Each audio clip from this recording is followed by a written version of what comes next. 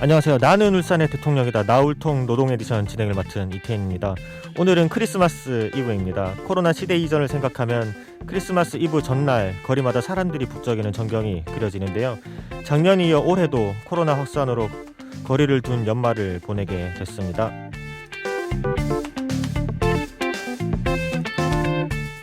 거리두기로 한산해졌지만 구세군 자선냄비 거리 모금은 오히려 지난해보다 10%가량 늘어났다고 하는데요.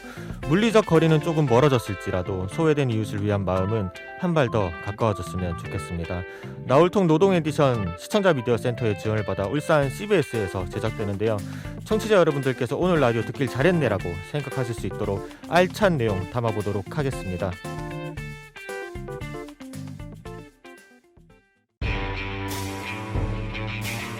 울산의 청년들이 노동 키워드로 뭉쳤다.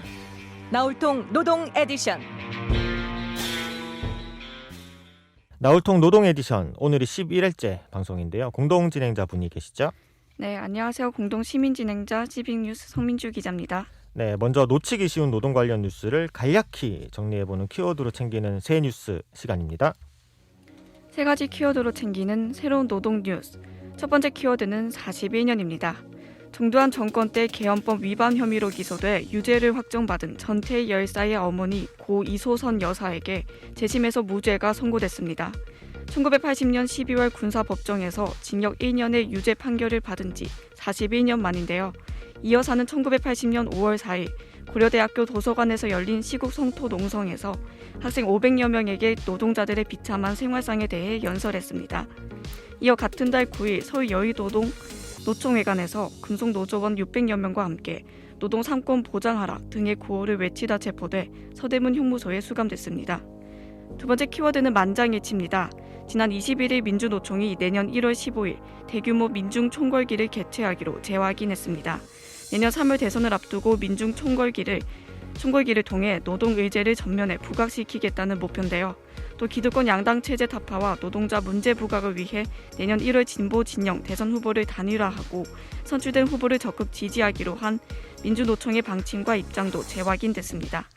세 번째 키워드는 장애인 고용 장려금입니다. 내년부터 소규모 사업장에서 1년 계약직 장애인을 신규 채용해 일정 기간 고용을 유지하면 최대 960만 원의 지원을 받습니다.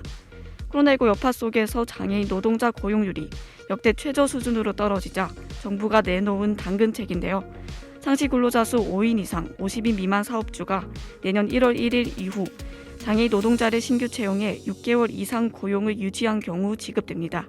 월 16일 이상 60시간 이상 노동시간이 보장이 조건입니다. 지금까지 키워드로 챙기는 새 뉴스였습니다.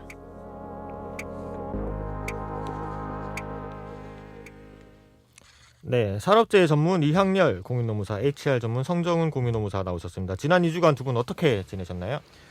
저는 최근에 이슈가 됐던 노동 이슈들 좀 검토하는 시간을 가졌고요. 그다음에 이제 1년 동안 울산 지역에 어떤 산재가 있었는지를 좀 정리하는 시간 좀 가져보았습니다. 네, 이항렬 노무사였고요. 우리 성정은 노무사께서는요? 네, 저 같은 경우에는 이제 연말이다 보니까 이제 사업장에서 근로계약서라든지 임금 체계 다시 세팅을 좀 필요한 곳이 많아서 사업장 방문을 좀 주로 했던 것 같습니다. 아, 네, 사업장 방문. 사업장 방문을 하실 때 조금 어떤가요? 이게 환영받는 입장인가요? 아니면은 그렇다 보니까 저희는 일단은 가게 되면은 좀 안 된다라는 거를 좀 말씀을 많이 드리다 보니까 조금 이제 한편으로는 도움은 받는다라고 생각은 하시지만은 불편해하시는 게 있긴 있습니다. 네, 알겠습니다. 그럼 본격적인 이야기에 들어가 보도록 하죠. 이번 주 주제는 바로 통상임금입니다. 이 통상임금과 관련해서 얘기를 나눠볼 거고요. 바로 질문에 들어가 보도록 하겠습니다. 이제 현대중공업에서 통상임금이 문제가 되었었잖아요. 구체적으로 어떤 문제가 이슈화 된 건지 궁금하거든요. 네, 해당 사안의 경우에는 2012년부터 시작한 사건인데요. 네. 2012년 현대중공업 직원 10명이 전체 노동자를 대표해서 800%의 상여금을 전부 통상임금에 포함시켜서 각종 수당과 퇴직금 차액을 달라고 회사를 대상으로 청구한 소송이고요. 이게 9년 넘게 이어진 다툼 끝에 노동자들이 최종 승소하면서 마무리가 됐는데요. 네, 여기서 핵심은 두 가지가 있습니다. 첫 번째가 여러 상여금 중에서 특히 명절 상여가 통상임금에 해당하는지 부분이고요. 두 번째가 노동자들의 청구가 신의성실 원칙, 신의칙이라고 하는데 이 신의칙에 위배되는지입니다. 즉 좀 자세하게 설명을 드리면은 현대중공업은 이제 800%를 상여금으로 지급하고 있었는데 회사에서 이를 제외하고 통상임금을 계산해서 법정수당과 퇴직금을 지급했던 것이죠. 1심부터 공통적으로 명절 상여금 100%를 제외한 700%의 상여금은 통상임금으로 인정하였는데 명절 상여금 100%의 경우는 계속 쟁점이 되었습니다. 명절 상여금의 경우에는 언제 받을까요? 명절에 받겠죠? 네, 근데 이제 보통 이제 재직자에게만 지급하고 이제 퇴직자 등에게는 지급하지 않았던 거죠. 근데 노조에서도 이에 대해서 기존에 이의를 제기하지 않아서 문제가 됐는데요. 이 해당 사안의 그 부분이 이제 첫 번째 쟁점이 되었던 거고, 이제 두 번째는 가장 핵심 쟁점으로 신의성실의 원칙인데요. 노동자들이 청구한 금액이 전체를 합치니까 약 6,300억 원 정도가 된다 합니다. 금액이 상당하다 보니까 회사에서는 이를 지급하는 것이 회사 존립을 위태롭게 해서 신의칙에 위반되었다고 주장을 한 것이죠. 제가 좀 소송 결과를 좀 정리해서 말씀드리면 이게 굉장히 1심, 2심, 3심제잖아요, 우리나라는. 근데 이제 1심과 2심이 견해를 달리한 부분도 있었고요. 그래서 대법원에서 입장이 정리된 것만큼 좀 복잡했던 사안입니다. 1심은 상여금 전체가 통상임금에 해당한다고 보았어요. 그래서 이를 토대로 연장근로수당 등을 산정해야 한다면서 결국 이제 근로자들의 손을 들어줬습니다. 근데 사측이 주장한 신의칙 위반 여부에 대해서는 이제 피고의 기업 규모, 그다음에 경영 성과에 비춰볼 때 원고들, 여기서는 근로자들이죠. 여기서 근로자들이 청구하는 금액을 추가로 지급한다고 해서 현대중공업의 중대한 경영상 위기가 초래된다거나 기업의 존립 자체가 위태롭게 된다고 보기는 어렵다라고 해서 받아들이지 않았습니다. 그러니까 전부 다 근로자 소원을 들어준 거죠. 근데 2심에서는 명절 상여금을 제외한 상여금의 통상임금성에 대해서는 1심과 똑같이 판단을 했어요. 근데 사측의 신의칙 위반 주장을 2심에서는 받아들인 거죠. 그래서 1심 판결을 뒤집었습니다. 여기서 중요한 건 신의칙 위반 주장을 받아들였다는 말은 권리가 있다는 건 인정을 하지만 너의 권리 행사는 권리 남용에 해당하기 때문에 결론적으로는 너는 돈을 받을 수 없다라가 되는 거죠. 네. 1심과 2심이 아주 살짝 한마디의 문장 차이지만 결론이 완전히 달라집니다. 그래서 결국은 1심, 2심 판단이 엇갈려졌잖아요. 그래서 대법원에 갔는데 대법원의 판단이 중요하죠. 명절 상여금의 경우에는 재직자, 지금 현재 종사하고 있는 자에게는 지급하지 않았다는 관행이 있었다고 하더라도 내부 규정에 퇴직할 때 1할 나눠서 계산해서 지급해야 한다는 규정이 있으면 이에 따라서 통상임금에 해당한다라고 보았고요. 그리고 그러니까 결국에는 명절 상여금도 통상임금에 해당한다고 대법원은 본 거고, 두 번째, 통상임금 청구가 신의칙 위반인지에 대해서는 기업의 경영상 위기를 판단할 때 고려해야 될 사정, 그리고 일시적인 경영 악화만이 아니라 기업의 계속성, 경영상의 어려움을 예견하거나 극복할 가능성이 있는지 등 구체적 판단 기준을 제시를 하면서 결론적으로는 근로자들의 청구가 신의칙에 위배되지 않는다. 즉 통상급여, 통상임금에 해당하지 않는 부분을 해당한 것으로 판단을 해서 청구를 한다고 하더라도 그게 권리 남용에 해당하지 않는다. 왜냐? 그거 청구한다고 해서 현대중공업이 기업 존립이 위태롭다고 보기 어렵다라고 판단한 것 같습니다. 네, 알겠습니다. 통상임금 이슈는 이번 사건 외에도 10년 전부터 여러 사건들이 계속 문제가 되었던 것으로 아는데요. 통상임금 문제가 계속 발생하는 근본 원인은 무엇인가요? 네, 통상임금 개념에서 문제된 것으로 보시면 좀 좋을 것 같은데요. 근로기준법상 이제 근로자에게 정기적이고 일률적 소정 근로 또는 총근로에 대해 지급하기로 사전에 정한 임금을 통상임금으로 규정하고 있는데요. 이 통상임금을 기준으로 연장, 야간, 휴일 근로수당, 그다음에 연차 미사용 수당 등을 지급하도록 되어 있습니다. 그래서 이제 기업 입장에서는 통상임금이 낮을수록 연장 근로수당 등이 낮아지기 때문에 인건비 절감을 위해서는 통상임금은 줄이는 방향으로 임금 체계를 설정을 했던 것이죠. 그 과정에서 통상임금의 법적 개념이 명확하지 않으니까 회사에서는 기본급을 낮게 설정하고 상여금, 성과금 등 이제 다양한 명칭으로 수당을 신설해서 해당 수당들을 통상임금에 해당하지 않는다고 판단하고 이제 그 연장 근로수당 등을 낮게 지급한 거죠. 그렇기 때문에 이제 노사 갈등으로 번질 수밖에 없었던 거고요.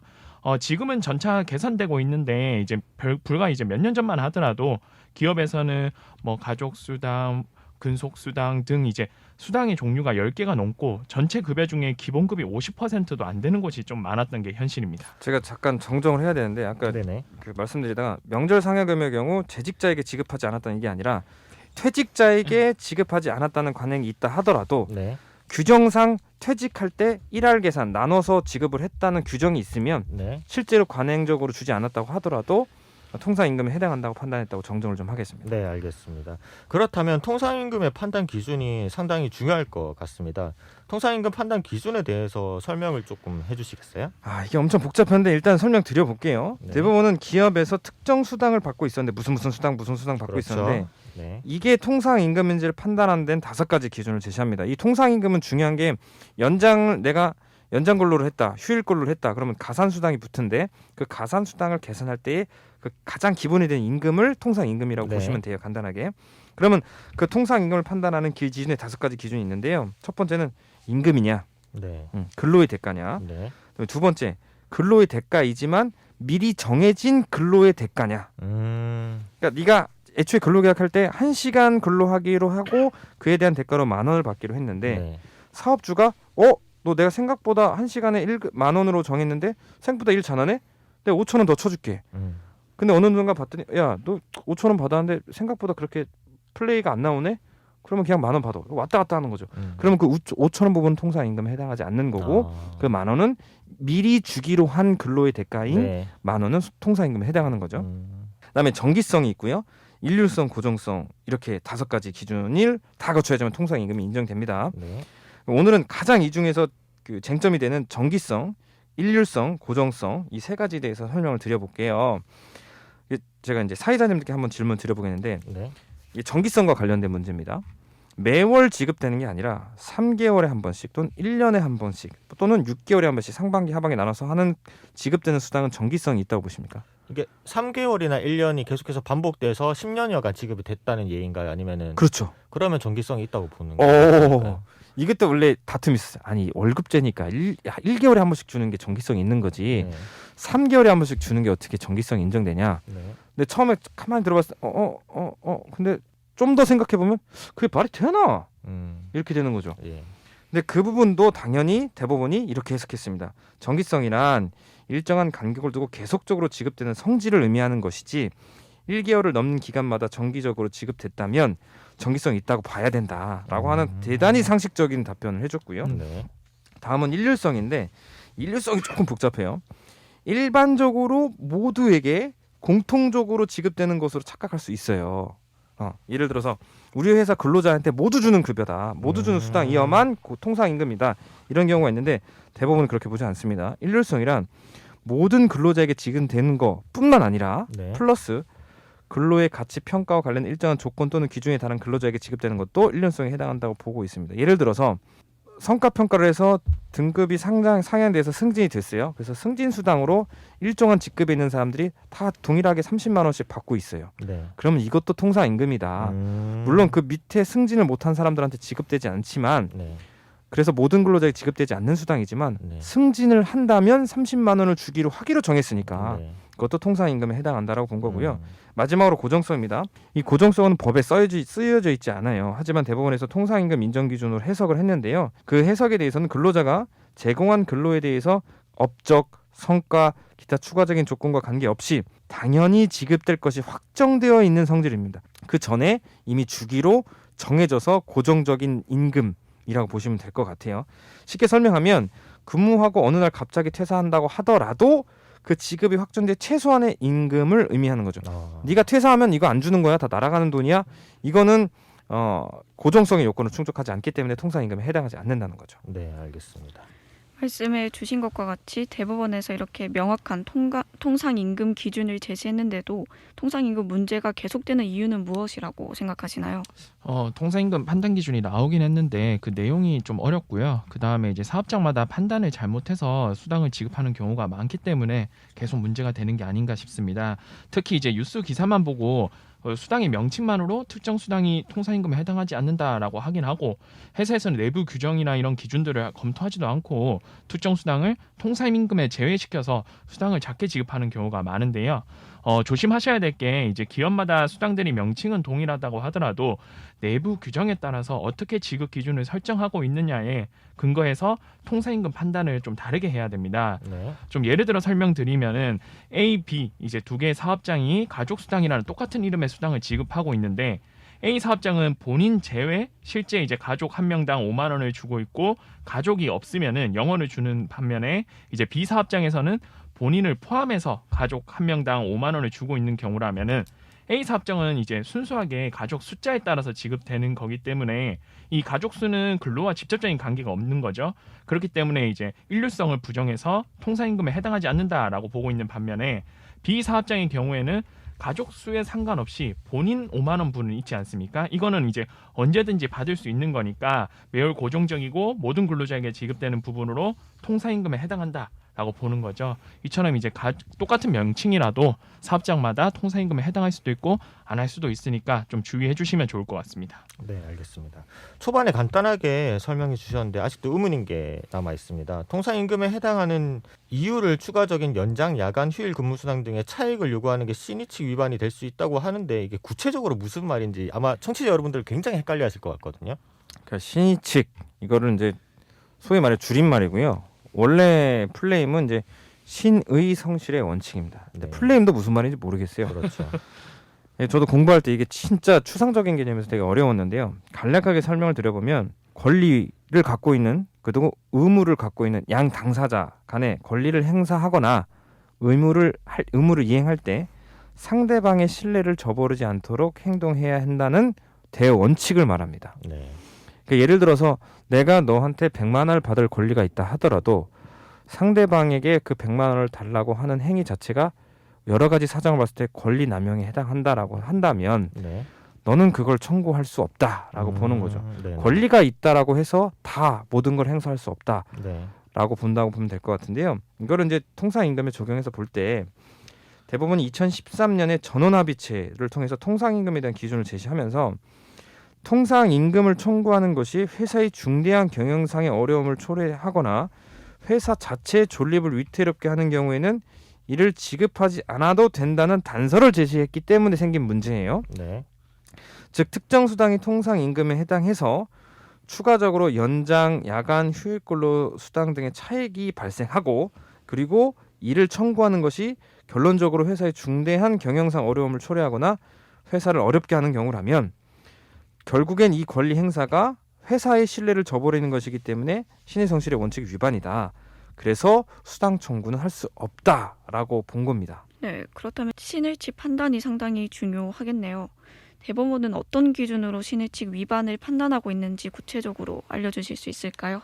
이번 대법원 판례에서는 그 통상임금 재산정에 따른 근로자에게 추가 법정 수당 청구가 기업의 이게 중대한 어떤 경영상의 어려움을 초래하거나 이제 회사를 아예 문 닫게 만들 수준이라면 이제 신의성실 원칙에 따라 권리 행사를 할 수 없도록 한 건데 그러면 그걸 어떤 기준으로 판단할 거냐? 통상임금에 안 해당하는 것을 해당하는 것으로 봐서 그렇게 해서 발생하는 임금 차익분을 한꺼번에 청구를 했을 때 회사가 망한다. 이 수준으로 보려면 도대체 어떤 기준으로 판단을 해야 되냐 이게 문제잖아요. 그래서 판례는 추가 법정 수당이 얼마나 큰지를 보는 거고요. 그 가액이 그다음에 그 추가 법정 수당 지급으로 인해서 실질적으로 근로자들의 임금이 몇 % 인상이 되는지 그것도 본다는 거고 통상 임금도 몇 %가 올라가는 건지도 보겠다는 거고 기업의 단기 순이익과 그 변동 추이 그다음에 기업이 동원할 수 있는 자금의 규모 인건비 총액 기타 등등 막 이런 요건들을 막 종합적으로 고려해서 그다음에 이것도 본대요. 그 회사가 속해 있는 산업의 앞으로의 전체적인 동향까지도 고려해서 그래서 기업 운영을 둘러싼 여러 사정을 종합적으로 고려해서 판단해야 한다고 했습니다. 추가로 판단에 따라서 기업이 일시적으로 그러면 이게 문제는 일시적으로 경영상의 어려움이 생길 수 있잖아요. 특히 조선업 같은 경우에는 여러 가지 악재로 인해서 순간적으로 매출 규모가 확 떨어졌었잖아요. 그렇죠. 네. 그러면 이제 이렇게 주장할 수 있죠. 이렇게 어려워졌는데 이렇게 갑자기 통상임금 해당한다고 해서 추가 차익을 청구하면 어려워질 수 있는 거 아니냐. 여기에 대해서 대법원은 일시적으로 경영상의 어려움이 처했다 하더라도 사용자가 객관적으로 경영을 예측하였다면 그러한 경영 상태를 충분히 예견할 수 있었던 거고 향후 그러한 경영상의 어려움을 극복할 가능성이 충분히 또 있으면 네. 신의칙을 들어서 그 수당 청구를 거부할 수는 없다. 이렇게 봤습니다. 이번 신의칙 같은 경우에는 여러 가지 업체 사례들이 여러 개 있는데요. 한국 GM 사건이라든지 아시아나항공에 있어서 이제 통상임금 판단할 때 특정 사건에서는 이제 신의칙을 인정하고 특정 사건에서는 인정하지 않고 이렇게 이제 일관성 없이 주장했던 것에 대해서 신이치 판단 기준이 명확하게 나왔다라는 점에서 이번 사건이 좀 의의가 있는 것 같습니다.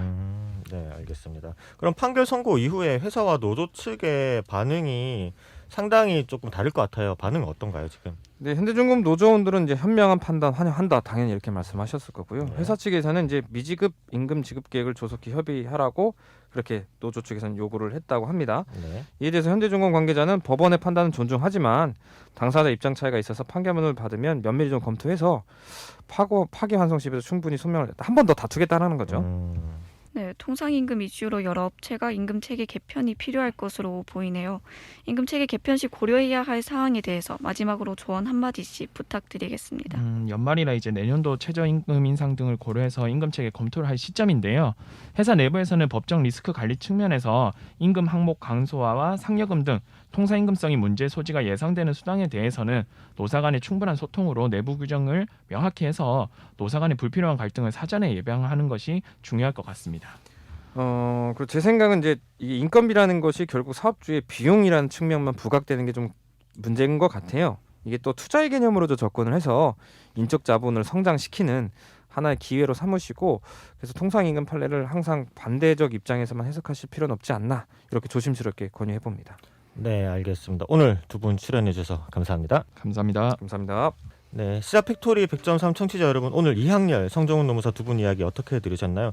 저는 계속 통상임금 얘기를 들으면서 과연 하청 노동자들이 관련해서 존중을 받고 있는 것인가에 대한 의문이 조금 있었지만 이 얘기는 다음에 한 번 더 시간을 가져서 얘기를 나눠보도록 하겠습니다. 지금 유나의 기도 나가고 있는데 이 노래 띄워드리면서 오늘 마무리하겠습니다. 지금까지 진행의 이태인, 성민주, 기술의 강승복, 연출의 김유리, 이태인이었습니다. 다음 이 시간에 찾아뵙겠습니다. 감사합니다.